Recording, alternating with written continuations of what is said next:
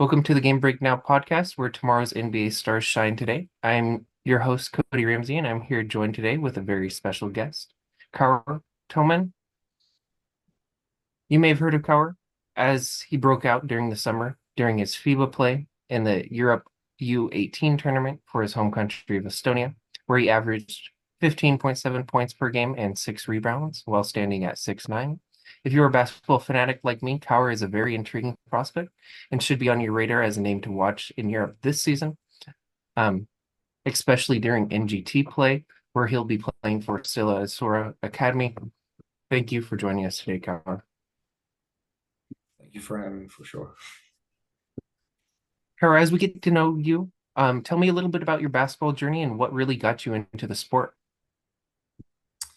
Yeah, basically who my uncle, he had been playing a basketball for a long time, so he was kind of my role model before I really got into the basketball like deeper in the years.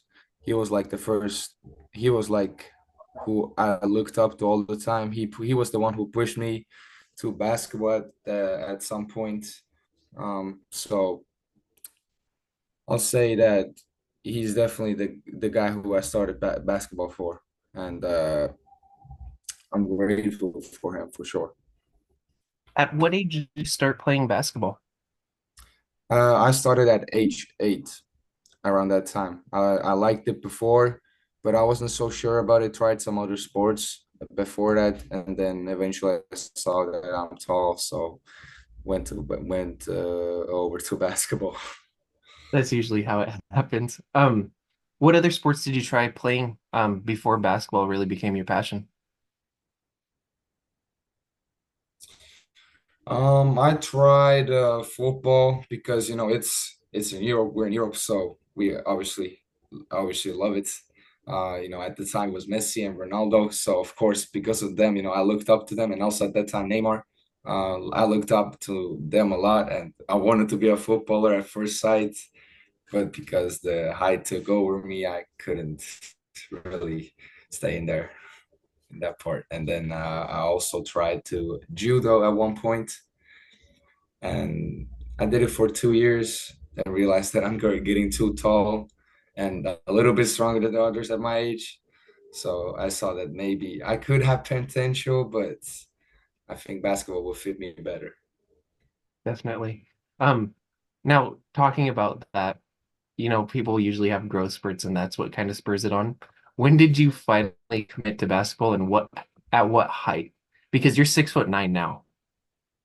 Yeah. So probably, and I mean, the first few years I was like on and off with basketball. The first 2 years I liked it, of course. I was still a kid, but when I was like 10 to 12, I was like having thoughts of like, do I want to play this? Am I like gonna be, good enough? Because at the time, if when I went to basketball, there were some kids who were taller than me. So didn't think I was gonna throw that group this tall at least. I thought I was gonna be around like 190 to 196. So I always watched, like, let's say Kyrie Irving or Stephen Curry because of their dribbling and everything. And so I was trying to be like them. And then when I got to like 11, 12, I realized like, oh, I'm getting taller now. I don't think I'm gonna be the point guard or the shooting guard of the team. Like, I'm gonna have to, in youth basketball in Estonia, there's not a lot of that like tall people later. So I had to adjust a little bit. Most definitely. Yeah, that's I feel like everybody kind of gets that introduction to basketball. I mean Allen Iverson, always one of my favorite players of all time, AI. Um, just because he's so flashy. So when you're a kid, do you want to replicate everything they do? Yeah, I agree.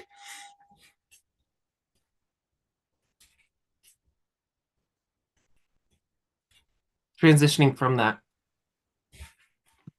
who is your favorite basketball player currently or historically, and do you feel like you model your game after them? I'll say definitely currently and historically, I have to say Kevin Durant. I mean, he's been my role model since the since I started actually getting into the NBA basketball because he was tall and he could do everything that some guards can do, that he can do stuff that bigs can do. So I definitely have been role modeling him since uh, first ever heard of him and tried to be like one day if I would probably make it somewhere big, I would have to somehow give him some credit, even though he maybe does not need it from me. Durant, if you're watching this, Kaur is a big fan. Send him a care package. Yeah, All right. yeah, So of course. you mentioned what kind of got you into the sport, talking about your uncle and stuff. Can you tell me a little bit about basketball in Estonia and what the structure is kind of for youth basketball? I know the US kind of has AAU programs and stuff like that. Do they have something similar in Estonia?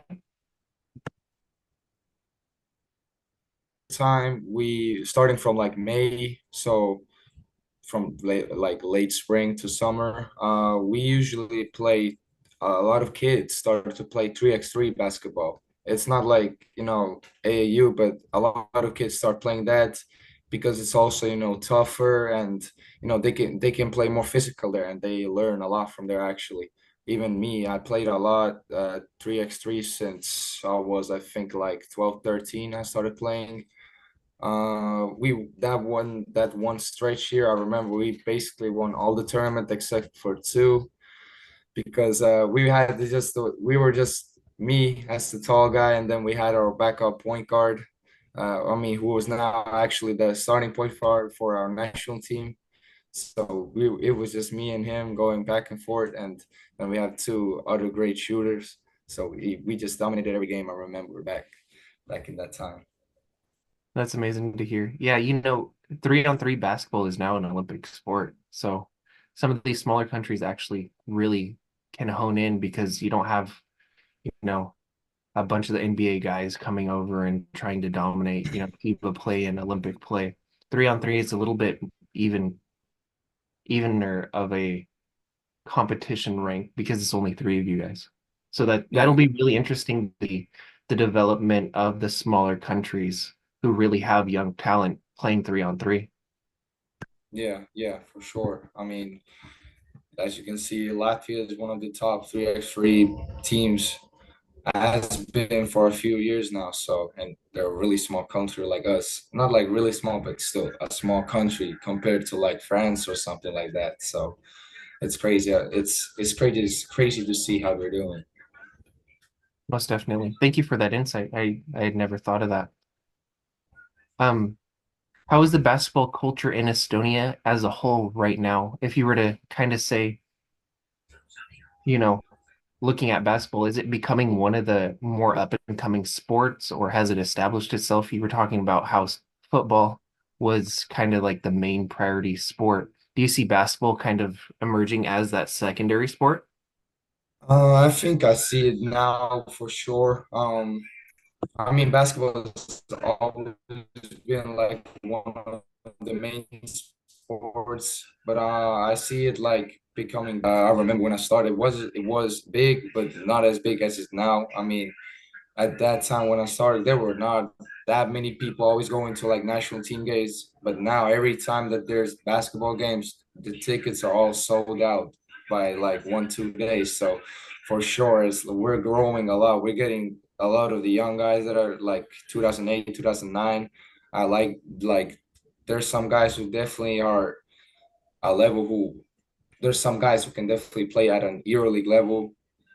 I'm not sure if the NBA yet. We'll see, in a few years.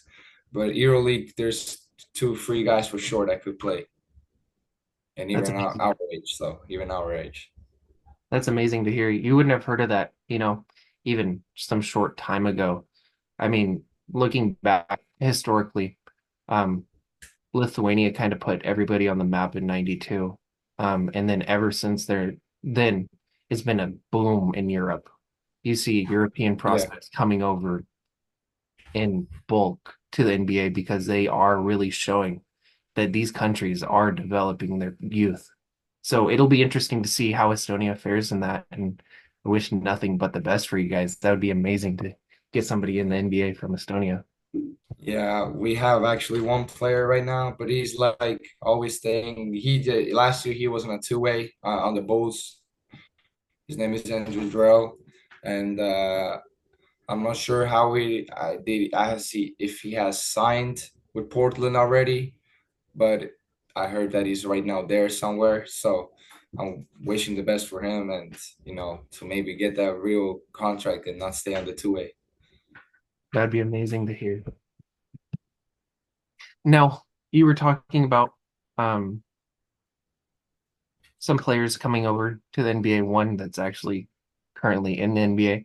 Are there any players, in Estonian basketball that are considered kind of like legends in that aspect?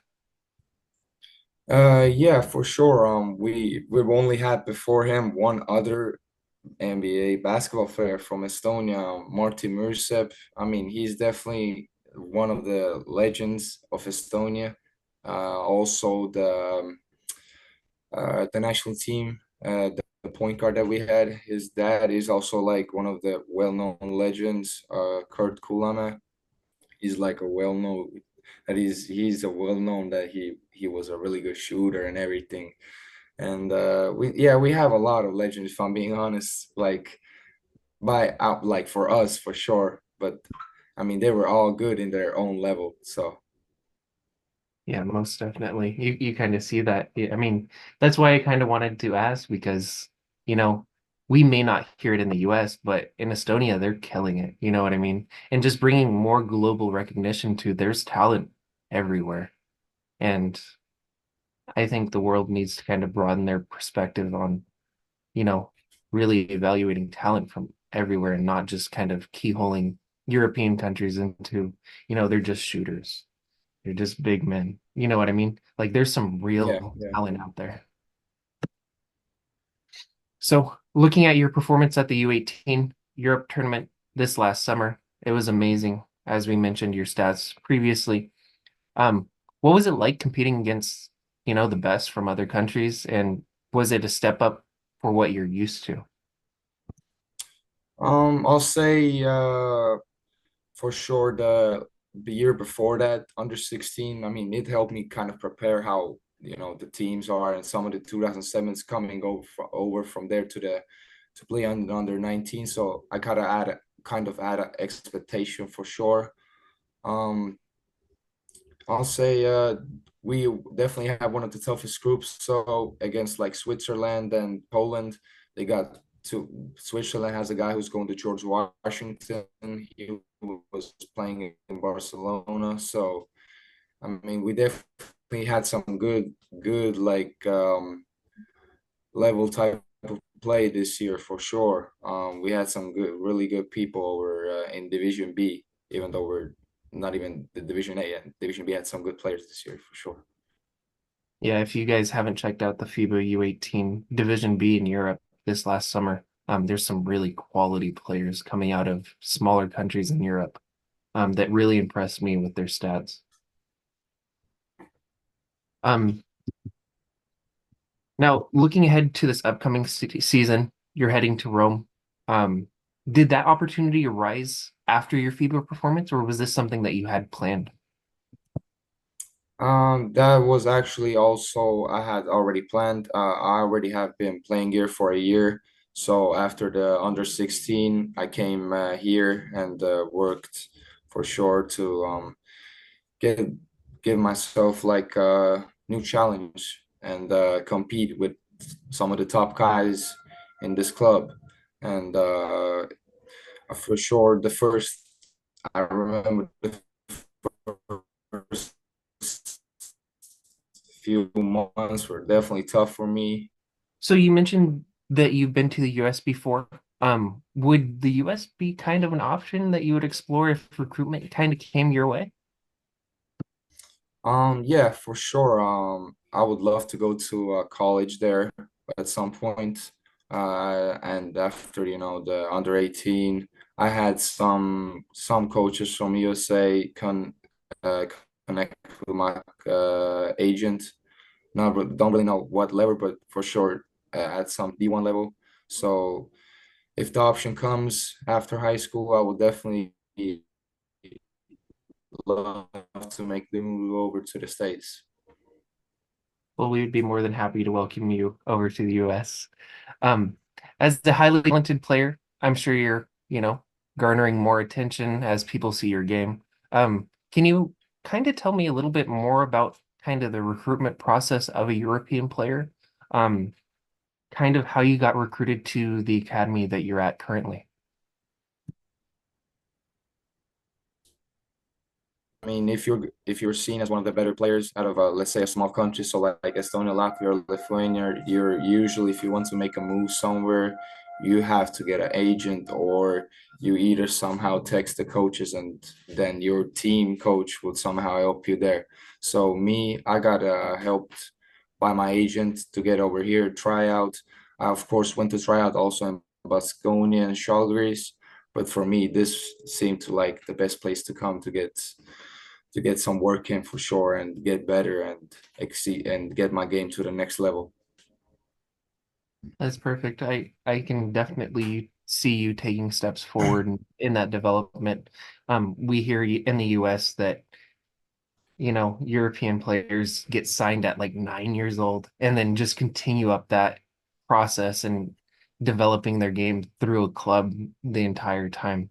So I mean, they're well renowned in Europe for bringing up top talent from anywhere. So I believe that your game's going to take a step in the next level and you're going to be well off playing for them this season.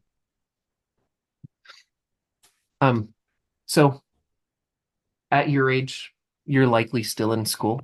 How do you balance academics, basketball, and like personal life? How do you kind of balance those really key portions of your life currently?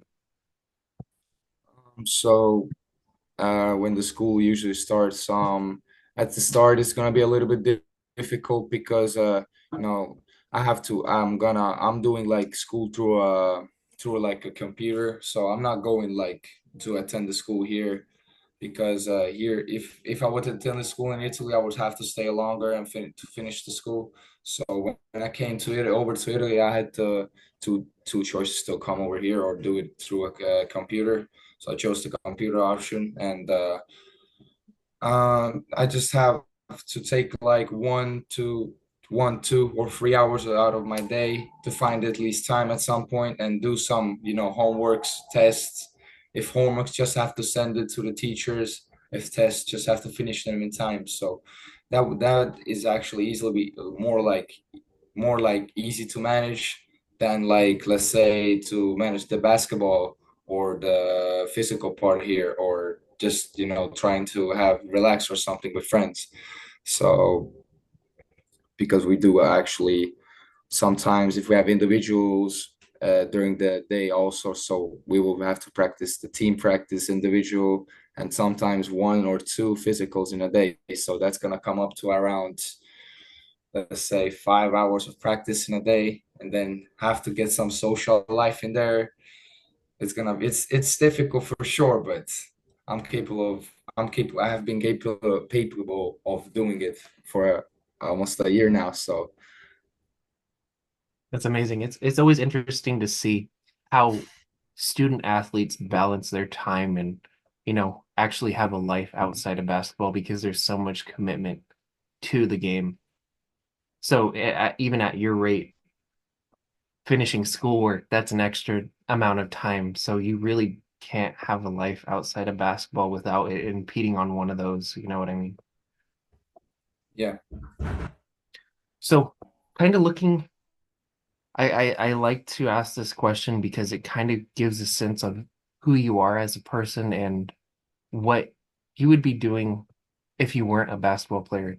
I mean, you have all the intangibles making a basketball player. Somebody that's 6'9", I mean, it's hard to argue that. If you weren't pursuing basketball, what career aspirations would you have? Um, I'll probably say I definitely, if I would not be this tall, I would like to pursue football, but because I'm this tall, so I'll probably try to get a degree in college and in something like business or engineering or something like that, which is definitely hard to do than to learn for sure. But I think if I would not be doing basketball, I would have more time to focus on school and just put all my time into that. And then I can also have put the social life in there, and I could plan my day and everything more easily than with basketball. Definitely. No, that's really interesting. I'm a cell and molecular biology graduate. Um, but I found that basketball is a fun passion and pastime. So, I mean, you can do both. I'm saying I'm not a professional basketball player. I'm not saying that, but it's always nice to actually also follow things outside of basketball and setting yourself up for life after basketball. Now, talking about your basketball game, is there a moment in time where you felt like this is amazing? This is the best moment that I've had in basketball. Was there some sort of accomplishment or moment that you found yourself looking back retrospectively, like this was like the best time that I've ever had?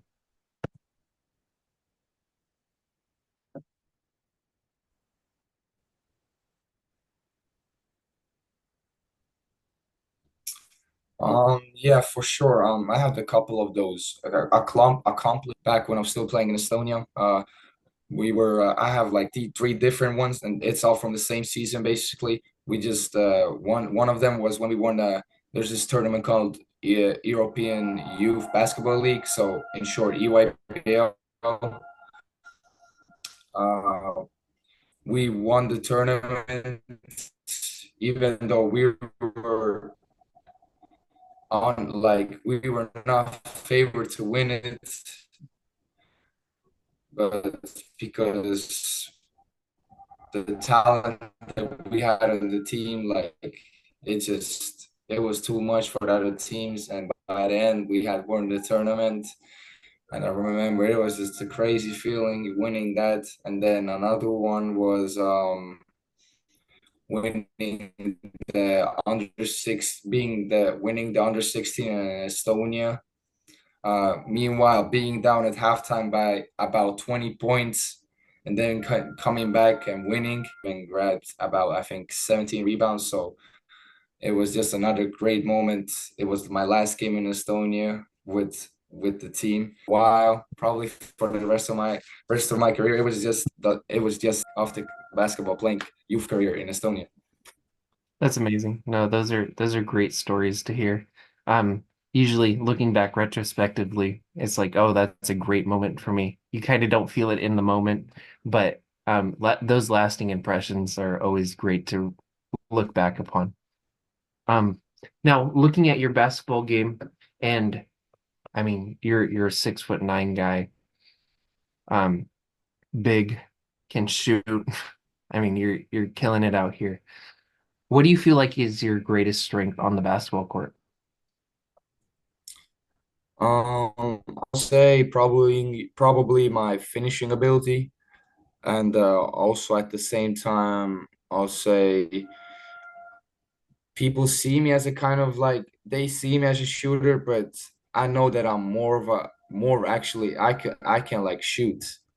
But I'll say that's also one of my strengths, even though I'm not doing that a lot in the games. But I know that that's actually one of my like strong abilities of the game, like the shooting, the mid range, everything from that. But I just sometimes I lack confidence in that, so I need to fix that up real quick for this season for sure. Yeah, looking at your FIBA numbers from last season, on Synergy, it looks like you ranked in the 97th percentile in transition, talking about your finishing ability.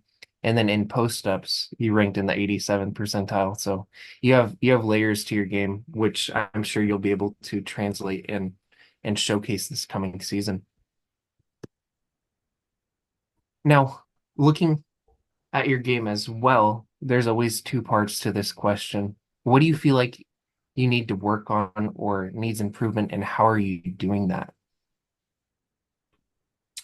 I'll probably say I need to work on more my ball handle more because I see myself in the future as like a position free player.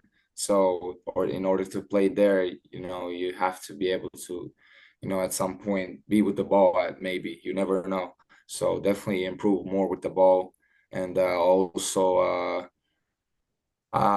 before the summer, I was actually good at like playmaking, but I lost it more during the summer because I was not in a like a playmaking role. I was playing the big man more. So definitely have to get that back together in the team practices and just work on it. And with the dribbling, I mean, it just comes from individual workouts and stuff like that for sure. Most definitely. Um, Now kind of looking at this, Estonia is a small country, um, around 1.3 million people. Um, for the people in the US, that's about the size of San Diego. Um, After your FIBA performance and what you've been doing on the youth circuit, have you noticed that you've had an increase of attention? And if so, how have you handled it? Yeah, for sure. After this summer, of course, there were, especially from Twitter, a lot of US coaches texting me and everything, but I had to send them all over to my agent, so because they were at some point too much. Um, so I'll say I for sure got the attention more this year than any other time. It just came from exploding in the FIBA tournament for sure. I mean, I'm grateful for all of them texting me and everything, but I cannot make all the decisions for this year. Still have to stay. I mean, I love it here, so but I'm still staying in Italy for this year for sure. Next year, we'll see. That's amazing to hear. No, yeah, I came across you after watching some of that FIBA performance. I was one of those people that took notice of what you were doing and really saw some real potential in your game, and I can't wait to see what you have to show for people this year. Well, Kaur, you've been amazing, really giving insight into European basketball, what it's like to be youth in Europe. I really appreciate you coming on today. I would love to have you back after the season, kind of seeing what's kind of going on with you, revisit some of the questions that we've had, and want to really track your journey and see where you can go from here. I wish you all the best on your future successes, and thanks again for coming on today.